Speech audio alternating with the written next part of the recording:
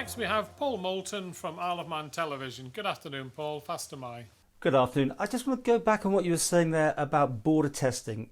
And it was said it could cost £4 million to put in place. You saying it's not going to happen, but it's not set in stone. Isn't it exactly how Guernsey has been ahead of the curve because it's been proactive, not reactive? Because you're saying you may have to go and revisit this. So isn't it almost important you could spend the £4 million and save the £20 million per week it could cost in having us all locked down again? No, Paul, they had their own strategy. It cost $4 million with a population of 60-odd thousand people. We analysed it. They don't have facilities like our TT Grandstand. They're a much smaller jurisdiction.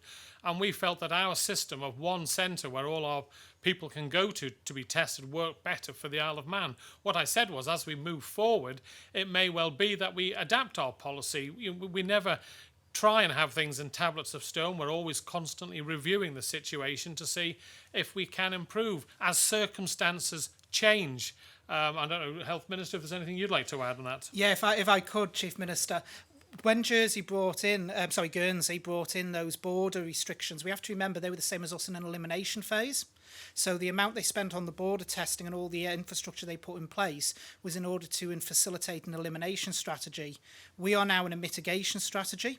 So that's a very, very different thing. And then once we move forward from mitigation to living with COVID, as the Director of Public Health quite rightly said a few minutes ago, you'd still want to keep some level of testing because you'd want to do surveillance testing. But it wouldn't necessarily be what Jersey has done, which is basically Guernsey has done, which is basically in relation to a full border setup. I don't think now with the phase we're in, it would be appropriate to be spending that sort of money. And as the Chief Minister said, they're a much smaller jurisdiction than us.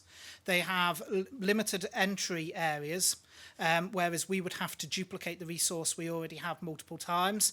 Now, maybe the argument could be made that might have been right for an elimination strategy, and if we were going forward with an elimination strategy still, maybe that could be justified, but I don't think it can when you're in a mitigation strategy and then moving towards a longer-term strategy of living with COVID. And as an aside, Mr Ashford, you must be pleased that Jersey have now switched us to green after leaving us on red for so long.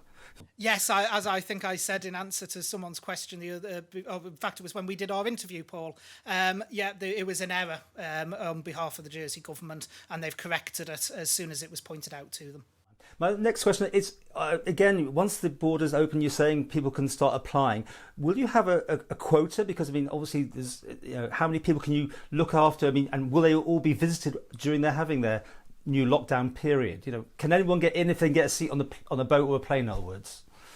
Well, obviously you have to have the approval, Paul, to get there. So you go online from Friday 12 o'clock. You'll then be able to book your form. You'll get your approval notice, and then you can then travel with that. So no one can just rack up if they haven't got their approval notice to come to the island. Are you limiting the amount of people, though? No, we're not. We've spoken to our carriers who haven't seen a massive uptick in bookings at this moment. We think it will be gradual, but it's a good test as we move to level 2 of our borders, Paul. This will be a good test of how the systems stand up to the extra numbers, and we can learn from that. And if we need to make any extra additional resources or changes, then obviously we